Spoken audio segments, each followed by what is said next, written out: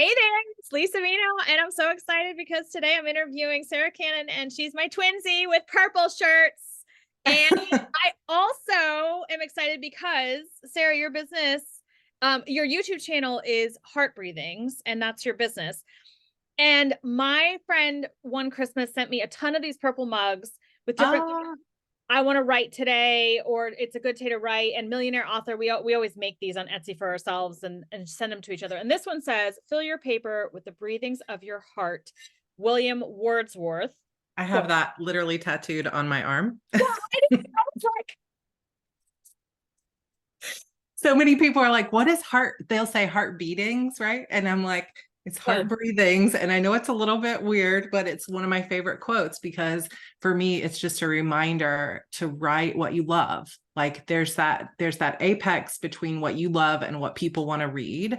Like there's that place where it joins. But I got part of why I started this YouTube channel was because I had so many people that I saw in the industry, because I started self-publishing in 2010, which was before a lot of people jumped in, and started seeing all this advice coming into like 2015, 2016 of like, don't write what you like, write what sells. And that's the only way you're ever going to make a living. And that's a valid way to look at it for some people. Like some people, that's good enough for them. As long as I'm writing, it's fine. And there's like all these different paths to success. But for me, and for so many of us, like that's just such a fear-based way of looking at things. Like you can write what you love and what you truly enjoy and put your heart and soul into it, no matter which genre it is. And you can find an audience these days. So fill your paper with the breathings of your heart, with who you are, with your story, with your voice, and then find a way to match that with the right audience. And I think that's the whole point of my life. Yeah. Is that message right there. That way too. I think there are some people who it's good for them to write to trend and they're like, oh yeah, hockey, let's go, and they just, and it's a like show up and just let it go. And there is something to holding things lightly and not taking things too seriously that I do understand. Yeah. And I actually want that in my own work. Like, yes, show up as you are. And like you said, fill the paper with what you have. And you're already enough. It comes from this underlying belief. And I'm all about like the mindset and belief that I am already enough. I don't have to fix anything. Yes, there are going to be some typos. The editor will help with those, but I can show up and create, and that will be good enough. And definitely when I look at my schedule, especially now, especially having had success, it has to be like, do I love this? Do I care about it? Because I have enough money to say goodbye and like not do anything. I've had one release in English this year, so you can tell that I'm like, okay, if I'm going to show up and put something down on paper, I have to really want to and care about it. And it definitely comes from an intersection. And luckily I have made my pen name. It's stuff that I like to read. It's stuff that I want to write anyway. And I figured out how to market it and find the audience. So that is how I built my career. And I tend to be like, what do you love to read? Yes. If you're reading it all the time and you're so excited, and then probably what you love to write, and then find like, what are the readers like? And then do the little Venn diagram thing. And right. Yeah, exactly.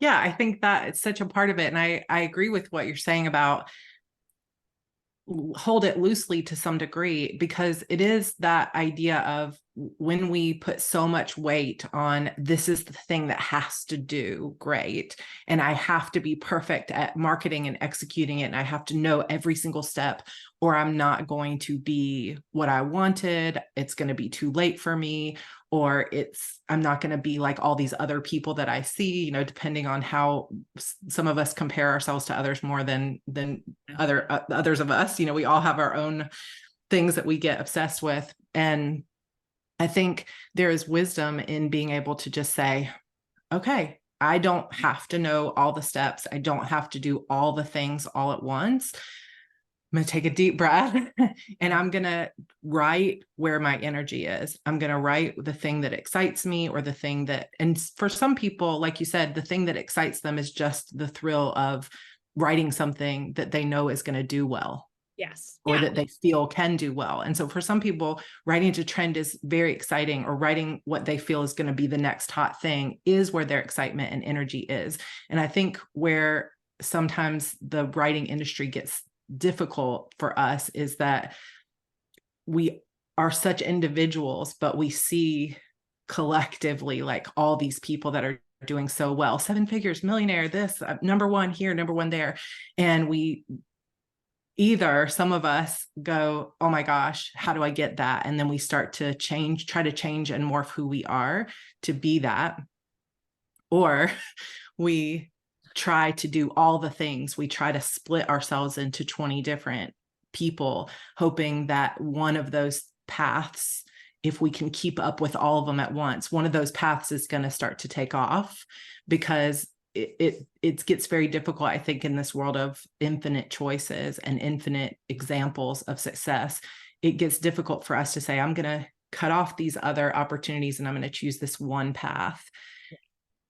And people talk about this in business, and I always get a little bit frustrated by it, because when it comes to like creating a workbook and a 3-day challenge, like some people do in like a, like a direct sales business, or, something like that, it's like they're going in a path for like 3 months.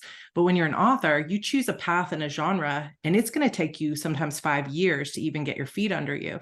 So cutting off options can feel very scary, because it's like, I'm choosing this for the next half decade to a decade of my life. And if it doesn't work out, is it going to be too late for me? And I think that's why one of my greatest passions is trying to sort of help authors figure out what that is for them. Like, what is the place that I want to choose and go all in, and to learn how to manage your time and your schedule so that you can say, okay, I'm going to actually do this with intention, so that I can see if I'm getting the results I want, and I can shift more quickly. So I like to plan in 90-day segments, so that you can say, okay, I'm going to choose this one path for 90 days, and we're going to see if I start to get the results I wanted. And if not, I get a choice and a chance to review it all and say, okay, let me shift gears and let me change and be more intentional about it, rather than like, running around screaming like, I don't know what I'm doing, which is where a lot of us feel like we are a lot of the time. Yeah, definitely. Cause like I said, I sign up for courses. I was telling you before we started recording, and it's because we do look for some advice and a little bit of a compass. And so HB90 is the 90-day course that you're talking about. Heart Breathing's 90. Now I know the origin of the name.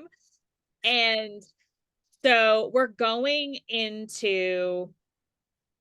in third quarter. We're going into fourth quarter. You helped me with that math right before we started recording. Like, what month is it? I know my kids start school in a week and a half or something. What is it that we can start to think about year end? And year end is a little different, because I think of the November, December family holiday obligations. I'm a very high focus person, so I do like one thing. So for me, it's like, that's just a big black hole when it comes to getting anything done. If I get anything done, maybe good for me, but other than that, other than sending an email like, Merry Christmas, here's a freebie, I don't know what's going to get done. But how do you steer people into thinking about the quarter? So every quarter starts with really just centering yourself back on, what is my vision for my life? And surprisingly, that can be difficult for a lot of people, particularly women in my, experience, because I think so many of us have been taught like, your dreams aren't as important as everyone around you. You're supposed to take care of and support so many people around you. And I feel like, at least my generation, it's like so many of us had parents that taught us like, who do you think you are to dream that big? Like, you should be practical, you should be doing this, and we weren't really allowed to just dream without limits, I feel like. And so it's really freeing to start every quarter with a fresh look at like, what is it I really want out of my life? And I feel like this is a product of social media too, that because we see those unlimited options of everybody doing all the cool things, those of us that are like, I feel like a lot of authors are multi-passionate people. Like we feel like, oh, we could start a business in 10 different ways or 20 different genres, or like, I wish I could do all these different things. And so it gets difficult to really think, what do I want though?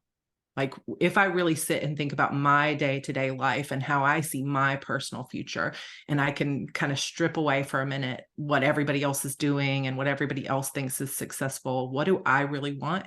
And I find like that's the kernel and the core of planning any quarter and any year of your life. And so I do that every single quarter. Just, it doesn't have to take long. It's just like a focusing on that. And then also the other part of it is reviewing what you've just done.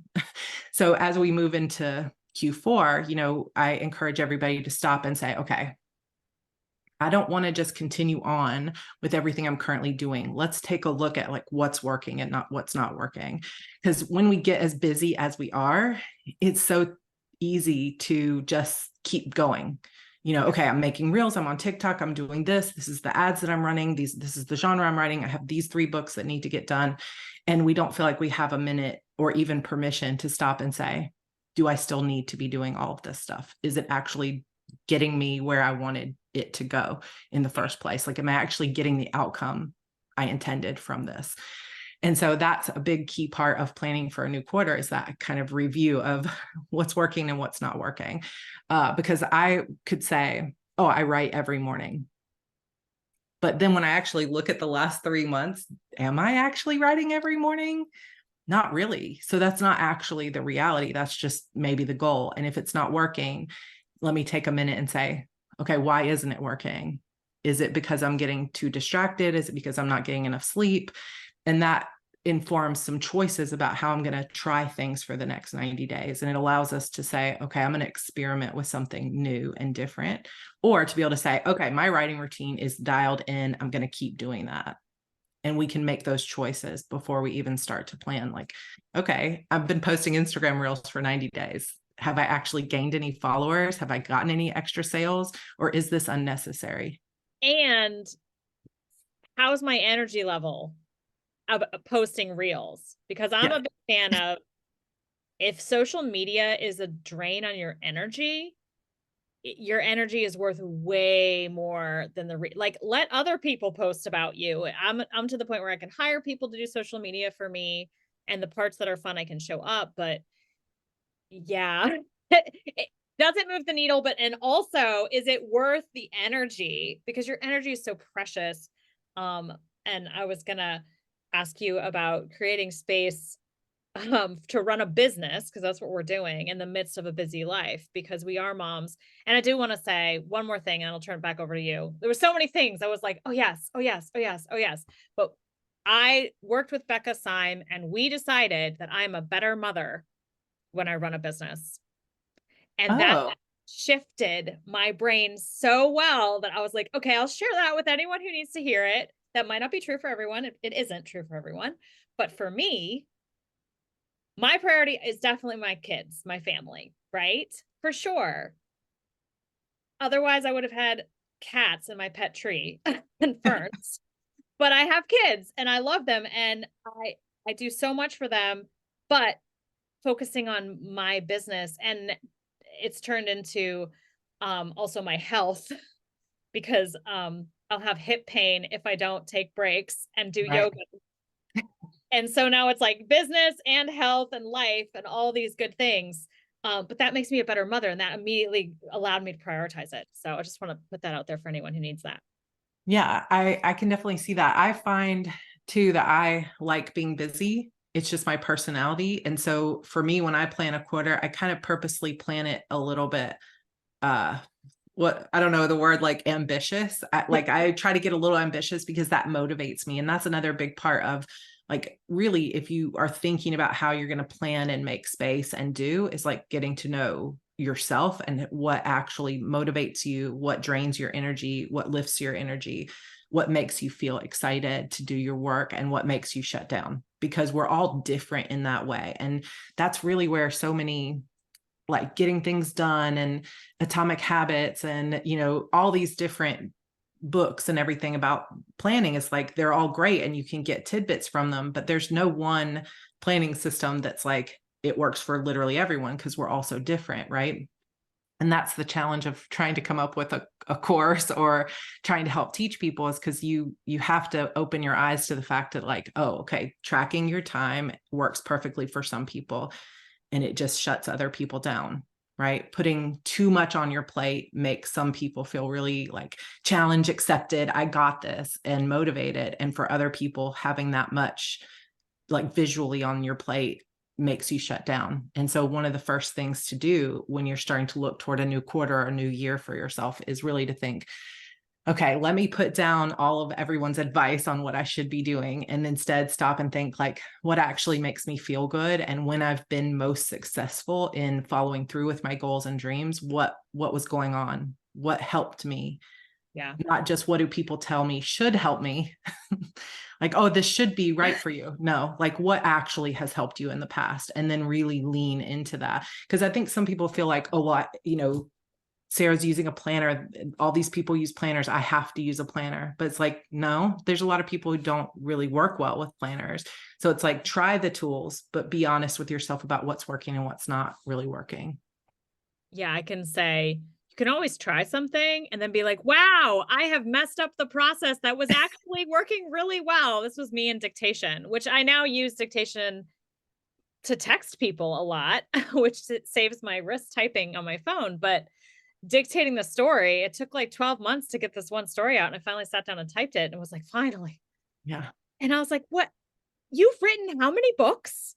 Like, I said I had one English release this year. That's weird for me because I write like 150-page or shorter books, and I write like 8 in a year. And I was like, this was working. This was working really well. And you tried to fix it. What you really need to do is take breaks and go to yoga so your hips don't hurt, and then type your little heart out. So, Yeah. So you can always try something, and if it doesn't work, that's good feedback. Yeah. Get up. Yeah. And give yourself permission to not follow someone else's suggestions. It's like, okay, well, that's fine. I gave it a good old try. It doesn't work for me. And I don't have to feel guilty that time tracking doesn't work for me, or 90-day planning doesn't work for me, or whatever. But if you're sitting here and you're watching this and you know that it's not working for you, you're stressed out, you're super overwhelmed, you're always burned out, and you're not seeing the results that you want, like you feel like you're working twice as hard as everybody else and you still can't get enough followers or get your sales going or finish a book, then you need to open your mind and try to say, okay, what can actually help me? And sometimes I think the best place to start is just looking at, what do I want my life on a day-to-day basis to look like, and getting centered on that. And then what we do in HB90 is we take a look at that desire, and then we start saying, okay, how much, like over the next 90 days. So once we get into mid-September, we'll start planning for October, November, December, those last 3 months of the year. And like you said, there's a lot of holiday stuff. Like if you are a caretaker or a parent, you've got kids are going to be out of school, or there's going to be more events going on in your town or your community. There's just a lot of stuff. If you're doing NaNoWriMo, you've got a novel to write in November. There's a lot of stuff. And so it's a matter of taking a look at your calendar and saying, not just, oh, I've got 3 months to work, but actually saying, like, how many of these days do I actually think I'm going to work and intend to work? And then trying to balance how much time you actually truly have with how much you're putting on your plate for what your energy is going to be over this next 3 months. And so that's something we do in the class, is like walk through that process of realistic look at my time versus how much am I actually putting on my plate. And it's a real eye opener for a lot of people, because once you start going through, like, one of the processes that we do is like go through and say, okay, I'm going to start this campaign on, since we were talking about reels, I'm going to do these reels every day, whatever. And then you estimate, how long do I think I spend on that every day? And then you take all your projects that you're currently working on and you estimate how much time you spend. And what most people find is that they're trying to put, a whole year's worth of work on their plate in 3 months, or they're trying to put 27 hours a day worth of work into what is actually 3 or 4 hours of available time every day. And then it's like, oh, no wonder. Because I Yeah. think a lot of people, when they get overwhelmed, they immediately think there's something wrong with me. Like everyone else is doing it. What's wrong with me that I can't do it? Because I feel like I'm exhausting myself and I'm trying as hard as I can. But there's nothing wrong with you. It's just that you're putting so much on your own shoulders. And it's not humanly possible to do everything you're trying to do. Yeah. And faced with the math, you're like, oh. And also, what I think it's Tony Robbins said, we overestimate what we can get done in maybe a month or a year, and we underestimate what we can get done in a decade. You said Right. you started in 2010. I was thinking our careers weren't even possible a decade earlier. No. So we're still in the early stages. Yeah. And you talked about dreaming big, and I was thinking, I did not know that this career was possible. I could not have dreamed this up. This is already past my imaginings. Yep. So, Me on too. that note, I do want to say for everyone who's watching, do you have advice for someone who feels like they are stuck, and also like how to address failure, which is all has to do with that stuck feeling? And to give you a second to think about that, my personal advice, if you right now watching this feel stuck, feel like a failure, first of all, you're probably comparing yourself, and you're comparing their finished project to your first draft, and that's never going to feel great. So what I love to do is look back with gratitude, figure out gratitude. Probably where you are is at least a little bit ahead of where you were. And if Mhm. it's not, if you're just at the big baby beginnings, okay, you can walk and talk. So you're not like at the very baby level. You're able to watch this on YouTube. So you have some skills on the internet. So think about what you can be grateful for, because oftentimes we're looking up here and we're like, there's so far to go.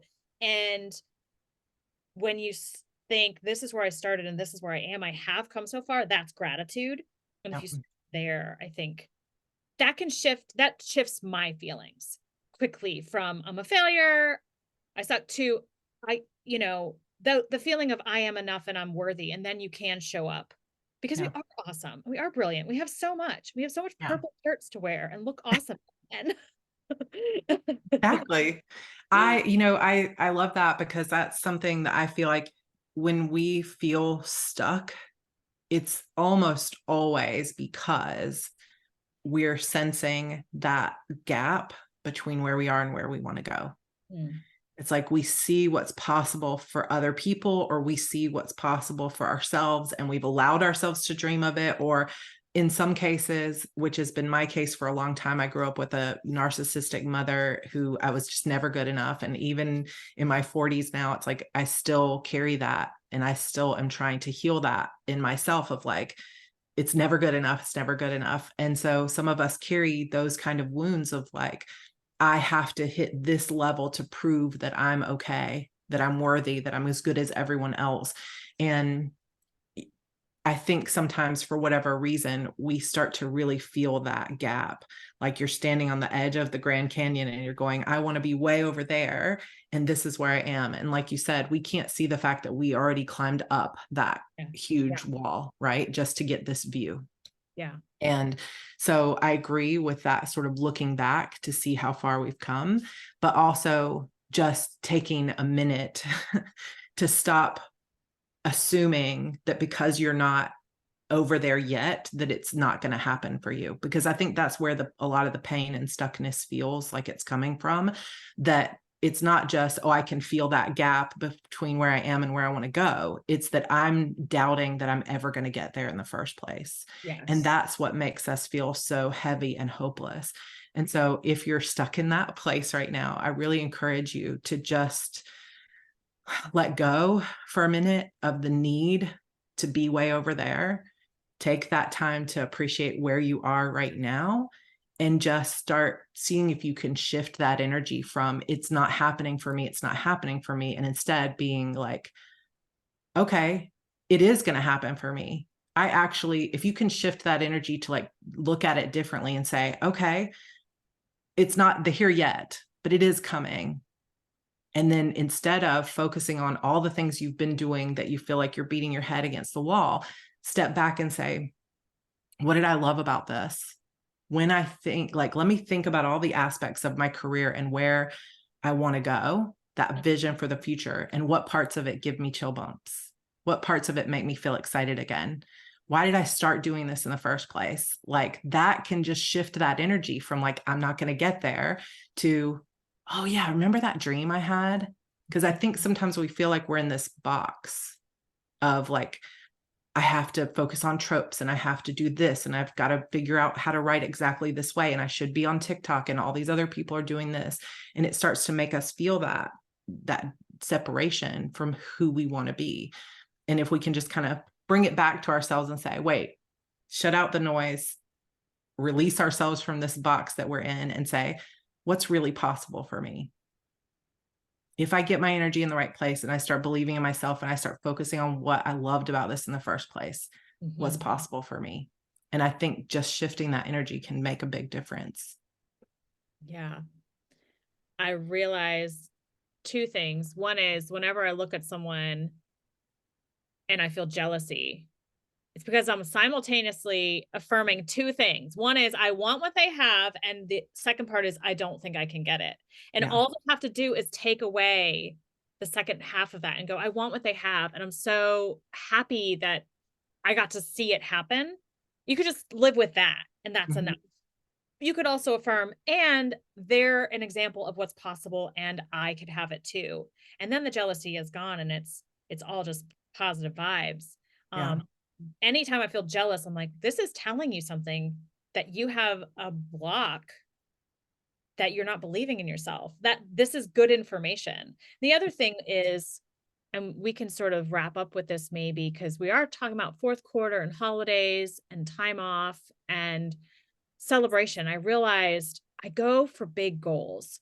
And part of me thought, oh, USA Today and New York Times, which isn't even really in my goal list anymore in New York Times. I'm like, sure, if it happens, it happens, but I don't need it. But I was going for those because I was like, when I hit that, there'll be a celebration and everyone will celebrate me, or I'll like feel worthy of celebration. And I realized I can celebrate myself. Yeah. Now, like you said, just for climbing up to the height out of the Grand Canyon, like just celebrate that and this moment. And so those are realizations I had. And it sounds a little parallel to what you're talking about. So Yeah, for sure. I think that is part of why I love 90-day planning too, just personally, because what I used to find is I used to plan out like, what's my release schedule or what's going to be my promotion stuff for a whole year or even like the next 5 years. And I'd like put it all out on calendars and I'd highlight and make it so pretty. And I'd spend like 2 days working on it. And then I would get like 3 days a week, 2 weeks in, and I'm already behind because I have such a hard time writing to a schedule. And instead of embracing that and being okay with who I am and how I work, I would just get into a depression. I would feel that failure. And then I would take me some time to climb out of that hole and then say, okay, well, now I have to plan again. But because I'm behind, I have to expect twice of myself. Like instead of writing 1,000 words a day, now I need to write 2,000 words a day to catch up, which was the wrong way to do it for me, because it was like, if I couldn't do it 1,000 words a day, how am I gonna, I just kept thinking if I could just force myself into it, like I can just get myself into it. But the truth is we don't have that. Most of us don't have that level of energy every day to like be our number one, like extra best self, right? Like real life means that we do have days, like I was saying to Lee before we started, that my daughter went to pre-K today. And so I was like, had to redo my makeup because I was just a blubbering mess. And it's been more difficult to work because I keep watching the clock. When can I go pick up my little girl, and we're going to have days like that. And we're going to have releases that don't go the way we thought, different setbacks or things that feel hard, days when we do get caught up in comparison and we just feel like man, I'm not going to get there. And those days can be harder to get our work done or to be creative or to run that business. And I think that one of the best things that we can do for ourselves is shorten the amount of time, like have that long-term vision, have an idea of where we're going in terms of like, okay, these are the next few releases I've got, you know, that kind of thing. But when we start to really nail down what's our plan, keeping it to a quarter or 90 days or month to month, whatever works for you. I love 90 days because 90 days is like long enough to see results, but it's not so long that if you get off course, your whole year is screwed, right? Yeah. So it gives you a chance to really say, for these 90 days, how am I feeling? How much time do I realistically have? What are the projects I'm going to focus on right now? And then trying to really narrow it down. But it also gives you a chance, you know, when we do that review at the end of the quarter to say, what have I gotten done? And like, I see this so many times that people will be like, well, I sit down to do my review, convinced that I've done nothing over the last 3 months. And then they start writing it down. Oh, I actually finished a book. I won this award. I started an Etsy shop. I like, you know, got my daughter into school. I, you know, did all these things. And it's like, we just don't, we always are aware of that gap between where we are and where we want to go. But we very rarely take the time to say, oh my gosh, 3 months, I got 200 new subscribers. I got, you know, I sold 1,000 books. I did this. I published something for the first time. And so often we feel like we have to qualify of like, well, I got 200 subscribers, but Sarra Cannon got 600. And so it's still not enough. Like, give yourself a little bit of a break and celebrate every single moment, because the 200 subscribers to you doesn't mean anything about you in terms of whether you're good or worthy compared to someone who got more. It means this is what you have accomplished, and you should be really proud of that. If you want more, let's try something different and start to get experimental about it. But let's stop putting meaning on it as if because we only sold this many books or because we only got this many subscribers, it means we aren't good enough, or that we're not as good as other people, or it means that people don't like us as much, or that we aren't worthy of celebration, because that's going to make us feel stuck. Yeah. And it's not true. No, like, I'd take 200 subscribers. I get 600 subscribers, and I get 1,200 unsubscribes at my level. Right. I know. I'll take it. It's okay. I was saying to George, my husband, George, I was like, you know, there are people that get millions of subscribers on TikTok for like putting, you know, Kool-Aid in their water every day or something, like, you know, things you wouldn't even imagine, or like jumping up and down and like getting on a skateboard, like just kind of things that were just like silly things, or, you know, whatever. And it's like, here we are, like everyday strategy, and you might not see those kind of results. And I think it gets very easy to judge ourselves against those numbers. And so, you know, having that 90-day process of saying, I'm going to try this. Yeah. And I'm going to actually be able to see at the end of the quarter how many subscribers I got or how many things. And then we can take a moment to celebrate how far we came. And then you have data. And then you have data, and then you have something to work with so that you can take control and feel empowered by that. And it doesn't mean, if you come from it, this idea of like, I'm living my dream life, I'm building my dream life. I mean, you can build your dream life 200 subscribers at a time. Absolutely. Like so many, you know, I look back on the 8 years of my career, which is a really short career. And there's like a decade before that I like gave up on writing. I was like, I can't be a writer. My parents said I have to get a job, and I tried that, and I was like, never mind. I'm gonna live my dream. But it's just such little increments at a time. Yeah. Even the books, it's like 10 words a day gets you somewhere, and then the words often it flows, you know, 10 and then 100 and then 200, and it can grow. Yeah. And it just is these little baby steps that lead you up the side of the Grand Canyon. Yeah. And yeah, putting in the milestones. I love the idea of the 90 days, and then really planning. For me, it'd be really important to plan the breaks, the family time, the yoga. And I was actually thinking that today, like, how many times a week do I take a long walk in the woods? because that's really good for my mental health. Yeah. How many times do I a week do I have space to have I created space to meditate? Because that really helps my mental health. And I need to prioritize this. And so it needs to go on the calendar. Even though I love like large swaths of uninterrupted time. My high focus loves that. Um, but not just planning the writing time, but planning the reward and the celebration and the commitment to my own mental health. So Well, and sometimes I think that's part of where the stuckness comes for authors too, is because we are running businesses on top of trying to be creative, right? And that can often butt heads of like, I just want to have the time to write, but instead it's almost sometimes easier to be like, oh, let me answer this email, let me make this image, let me do this thing. And then the writing, well, and it kind of depends. For some people, it's not the easy part, but it's a distraction for a lot of us. And because we feel like social media is our job, it's easier to like, oh, these words are coming hard. Let me just check my email real quick, or let me just check this. And I think that it can be difficult to, now high focus, maybe not as difficult, but for a lot of people, we're very distractible, I think, these days, because that creative work is the hard work for a lot of us, but that's where we really want to be. yeah. And so when you take a realistic look at your time, it's easier to be able to say, instead of saying, I have to do all of these projects, we can say, okay, I can't do all of these projects. So which are the ones I feel are going to move the needle the most? And then you can just literally let everything else fall to the wayside, and you can have that expansive time for your writing. And then you can say, okay, I'm only going to focus on my writing and Instagram, and that's it. Mm-hmm. I'm going to get my 3 newsletters out this quarter. I'm going to do XYZ, and everything else can go. And I think sometimes we get tempted to say, but I can't, I have to do all these things or I'm not going to see the results. And that's almost 100% of the time not true.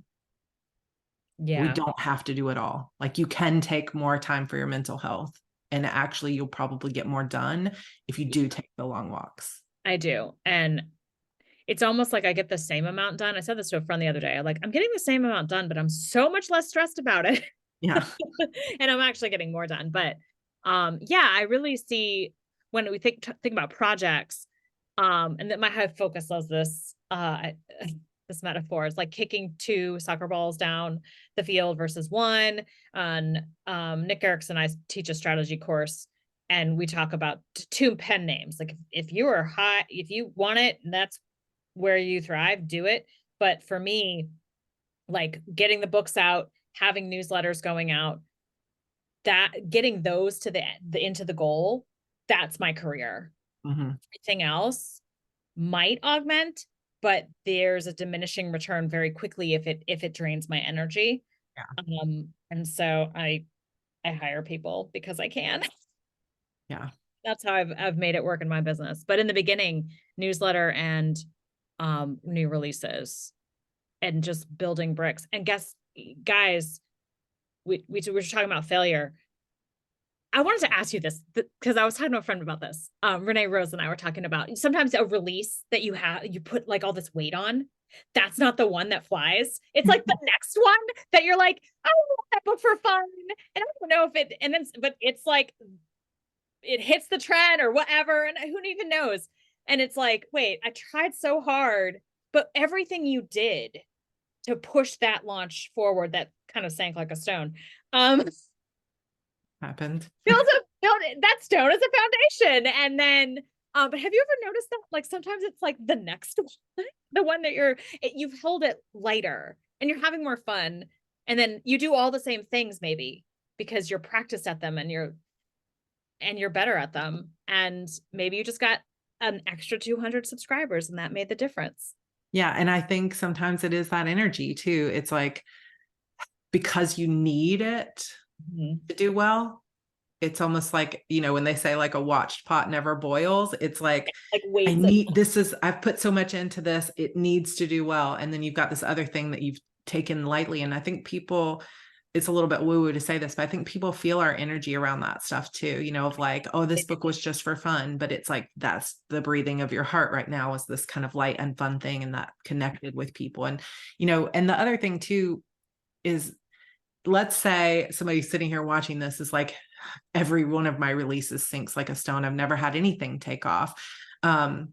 Just know and feel encouraged by the fact that there are a lot of authors like you out there that did, like, I have a good friend who 8 books in to a series was just like, I'm going to have to stop writing this series. It's never going to go anywhere.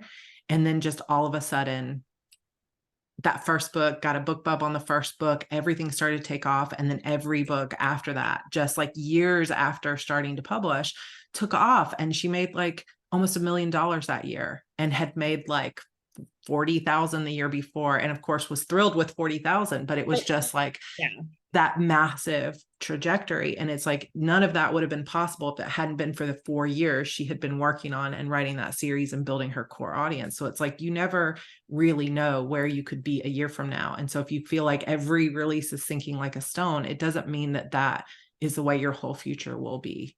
And once you start to get really intentional about your own energy, your mental health, and just kind of trusting, seeing that vision and saying, instead of saying it's never going to happen for me, say, won't that be so fun when I'm there? Yeah. And isn't it so fun now, even because ideally, even those 8 books in, she's doing what she loves, but it's worth it. And I think that's a lot, because think about AI and the fear of being replaced with AI. And I'm not really going to dig deep into that subject because that's complex, but I will say this. I can bring love. And this is very woo-woo. But when I think about any business, and I'm like, how did Steve Jobs do Apple? It was love, guys. It was long hours. What do you do when you love something or someone? You spend time, you spend care, you make sure. This is my new nonfiction release is coming up. Oh yeah, I saw that. Like, yeah. I got, I can't even get it because I blurred out the back of my, anyway, but I got someone to make this beautiful like cartoon, and I put a kayaker on it. And I had a journal like this when I was young, and it was like, it had a little kayaker on it. I was like, that's what I want on my cover. And I found the artist, and I poured in love. And you know what? No one has to buy this. I love it so much. I like carried it around all day, like to like do the exercises, because I was really grouchy because I didn't sleep well last night. And I was like, I need this. Yeah. And so when you have the love, it's worth the time, even if 8 books in, you're like, what the heck? Now it's okay to also like make what the heck, yeah, and make changes and pivot and like believe and like be like, okay, what am I doing? But when there's love there, that's what makes it happen, guys. And that's what builds every business. I think about all these businesses. It's like, well, how does it get off the ground? And how does it, someone could copy you and blah, blah, blah, maybe, but man, if you love it, like no one can copy that, and no one can copy you. No one can copy Lisa Vino. Yeah. If I am myself and I am the most myself, then it's enough. I'm enough. Yeah, exactly. And just, giving yourself that permission to fully be yourself, instead of every time you're not getting the result you want, you think you need to be someone else.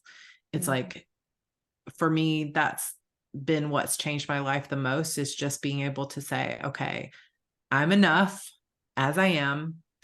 And I don't have to make 7 figures a year to prove that I'm enough. That would be awfully fun, and I welcome it anytime that wants to happen, but I don't need to prove that. And I don't need to write, stuff I don't want to write. I don't need to push myself beyond what's healthy for me.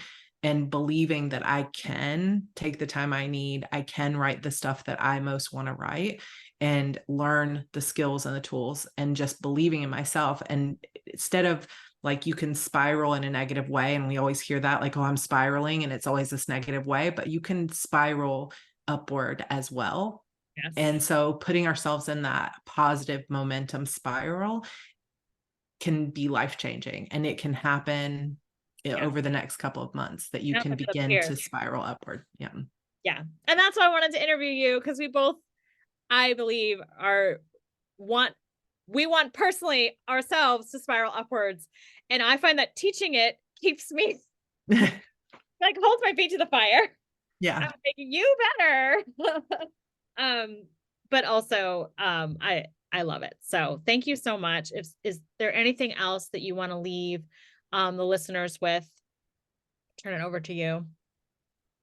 Just if you're new to me and you've never met me before, I write young adult contemporary fantasy, so like mostly portal fantasy and things like that. So if you read that, definitely come out and check out my Shadow Demon Saga. But I also have a YouTube channel called Heart Breathings, and it's over obviously on YouTube, and then I have heartbreathings.com, and we have lots of good mindset planning tips, stuff like that. So if you struggle to focus, like you say, okay, Sarah, I make plans all the time, but it's hard to follow through, or you have ADHD, or you have a lot of distractible tendencies like I do.